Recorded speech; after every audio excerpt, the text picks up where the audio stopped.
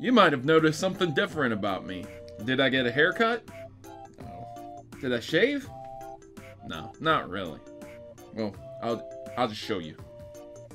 Minecraft fam!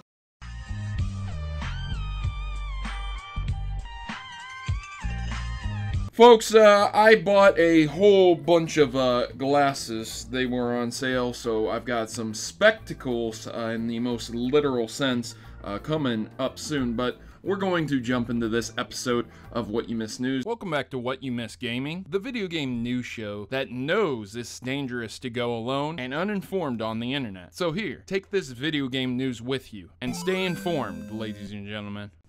So the first story I want to talk about is Russian military uses a video game screenshot to allege US support for ISIS. Why did your country get nuked? Oh, our country's been at war for several years with the oppressive government of a foreign nation that is very close to us. They're very totalitarian, very terrible. They've enslaved our people, killed countless of millions. Oh yeah, how about yours? Oh, a Russian government confused a picture from a video game and thought we were supporting a terrorist group, so they blew up our country. Not exactly something you want to be saying here. Ladies and gentlemen, let me explain what happened. So there's a screenshot on Twitter. This is saying that hashtag Russian mod shows irrefutable evidence that the US are actually covering ISIS combat units to recover their combat capabilities, redeploy, and use them to promote American interests in the Middle East.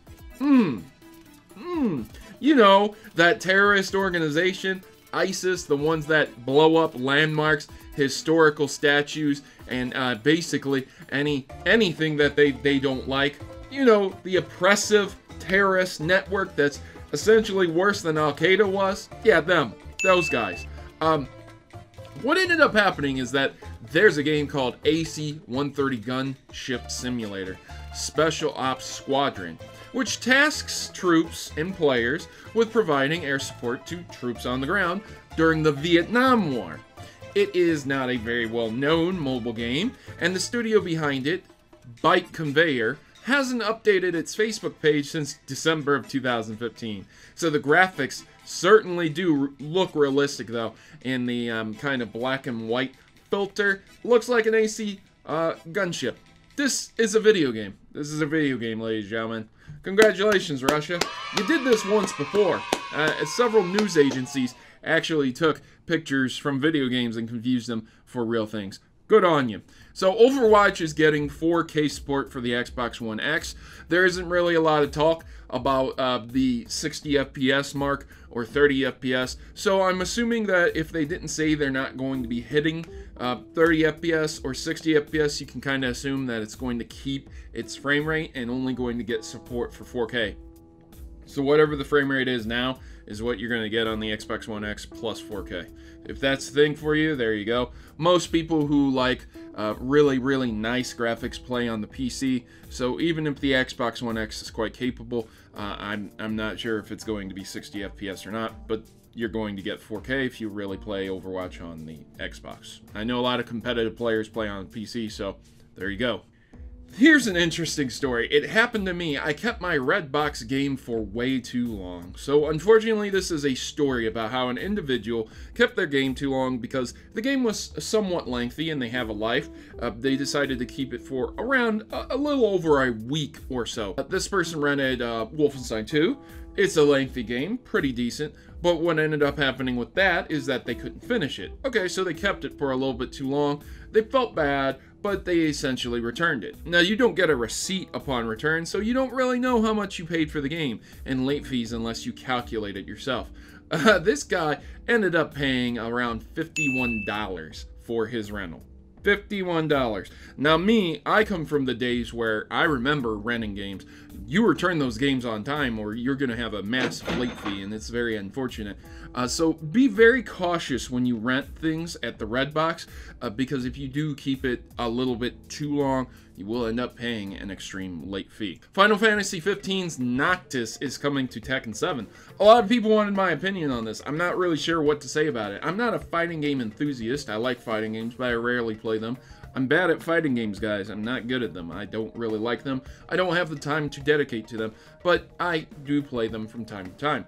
Now, I think this is really great. I think crossovers are amazing, and this isn't really that surprising to me because Tekken is very well known for the PlayStation platform as well as Final Fantasy, though they are on other platforms as well, but they're very well known for that platform, so it's not really surprising to see someone like Square working together with the developers and publishers of Tekken and putting them cross on the game series. SNK fighters have come to Tekken 7 as well from before, so again, this isn't really a surprise to me. A lot of people are really excited for this, so there you go. British soccer writer is baffled by the prospect of gamers humping. This is news. The only reason I wanted to point out this story is that this individual is a British soccer writer from the title, right? Okay, so essentially he was covering eSports and pretty much talking about how eSports is up and coming and might be replacing soccer as the more important or viable medium to write about. And what ended up happening in the article that he wrote is this quoted line here is what this whole story is about. Quote, "They make millions through prizes, appearance fees, or merchandise. They have fans and fan clubs who sing and chant their names of the star players. There are transfers between teams. Some of the athletes even look like they've had consensual sex." Consensual sex.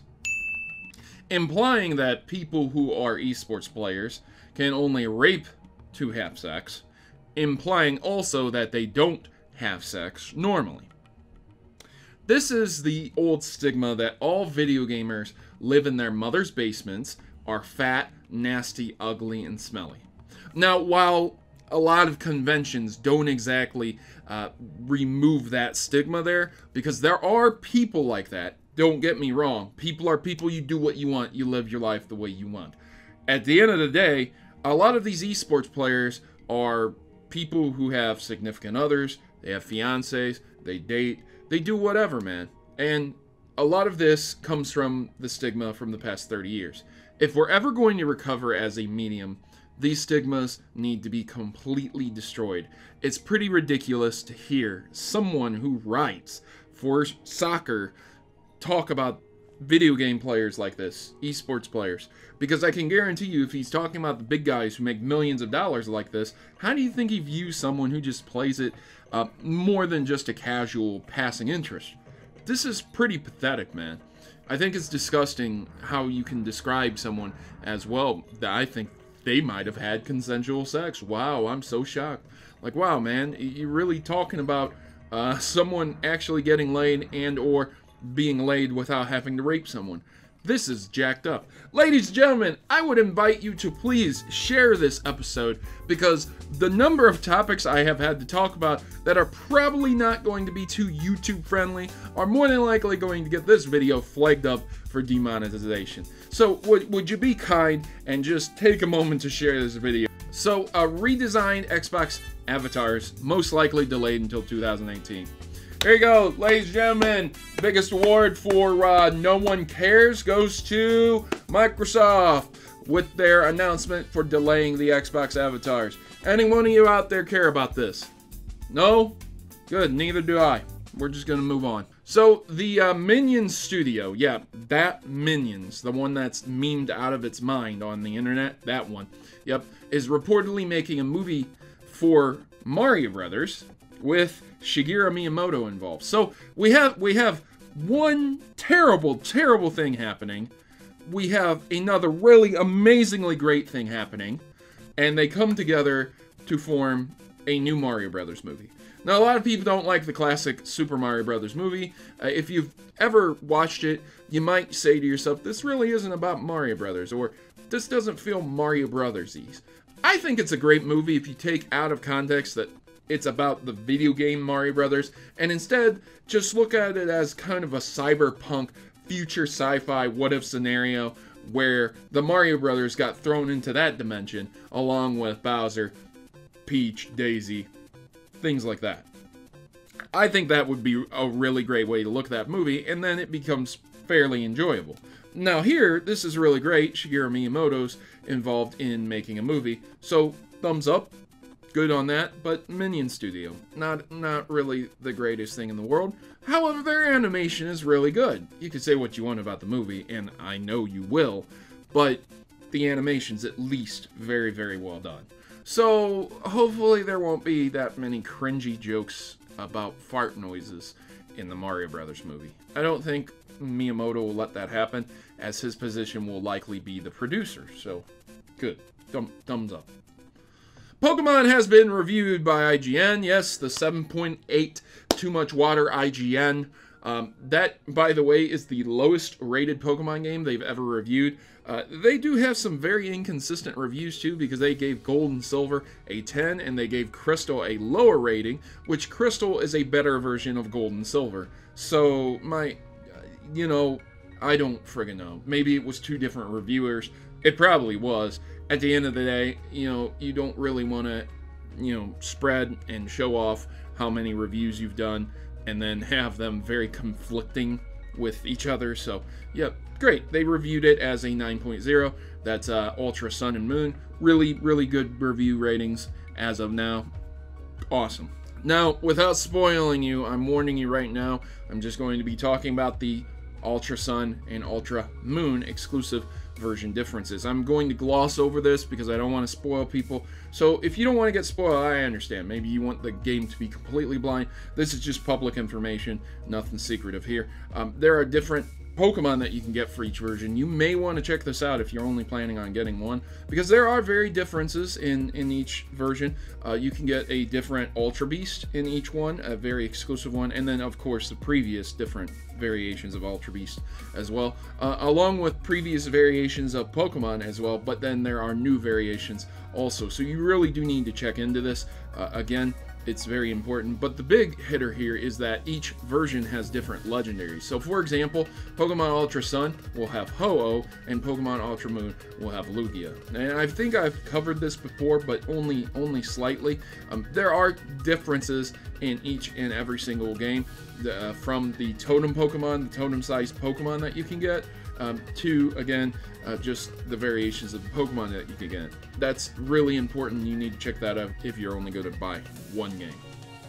So Hori, the legendary video game controller manufacturer, has also made a portable gaming monitor that isn't pretty, but works really, really well. And the reason it isn't pretty is not the way it looks, it's only because it goes up to 720p, if I recall correctly. It's a 6.2-inch screen, which isn't terrible. Again, it's a 720p LCD monitor and it costs $200. And it is foldable like a tablet. So I'll throw up some pictures to show you what it's like. I really like it. I think I might end up purchasing this as a mobile solution for me for the Nintendo Switch. This would be really, really great. I'm sure that there'll be people who will be able to like put it all together and make like a console laptop for the Nintendo Switch, which will be excellent and awesome. A poor man's way of doing this would be to find some plastic and put it all together, meld it together, and have the Switch sitting in the plastic and be able to be connected to the laptop at all times. I guess that would be like a Game Boy Switch or a Switch DS of sorts. It's a pretty decent kind of laptop screen that you can get for playing on the go. Again, it's nothing that you want to play competitively. It's not a competitive type monitor, but it does work on multiple things. It has HDMI in, so it's not just for the Nintendo Switch, but that's mainly what they were kind of advertising this for. Again, really great things for people who are college students, for people who are in the military, always moving around. Thumbs up, really like it, $200. But if you are not on the move constantly, you may want to invest in a better TV, because for $200, again, nowadays we're moving into the era of 4K. 720p is pretty low, to say the least. Han Solo in Star Wars Battlefront II looks really bad. He looks bad, fam. I don't like to spoil games, but I have to tell you, Han Solo looks bad. He has a beard on his face. It doesn't look good.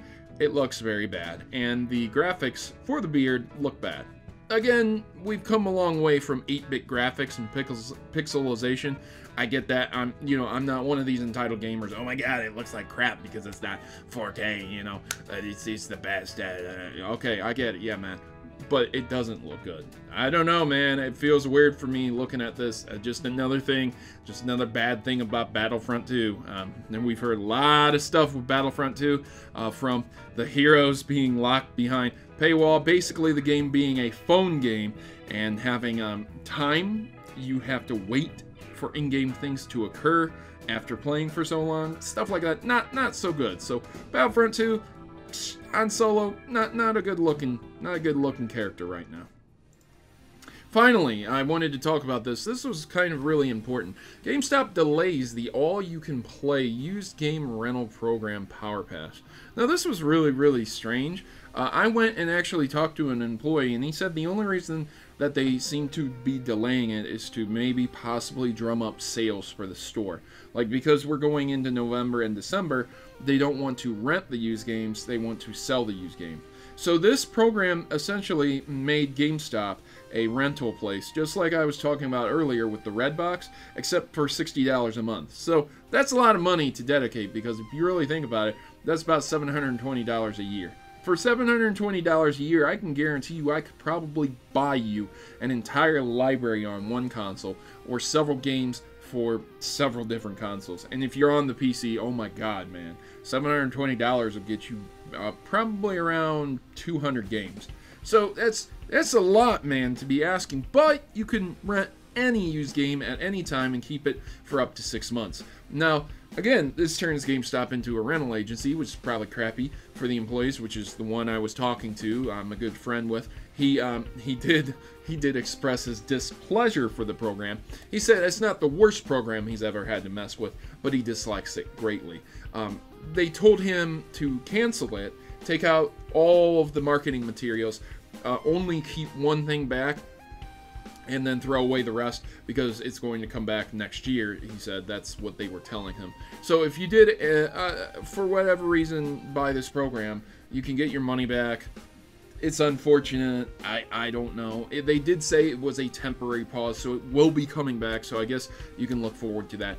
Again, is it a great value? Not really. I just went to GameStop and I picked up a few used games. I rarely shop there. Not being a hypocrite, fam. I rarely shop there, but they had a lot of used games for under $10 that I wanted to get that I have yet to play.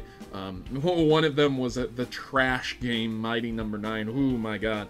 That was $8 I picked up for PlayStation 4. So, again, it pays to wait and be patient. So, my point is, I picked up about 5 used games for around $50. So, imagine, you could get 5 to 6 used games for $60 a month, or you could just rent used games, and yeah, you'll never own them, but you'll be able to get a bunch more than 5 if you can play more than 5 within 1 month.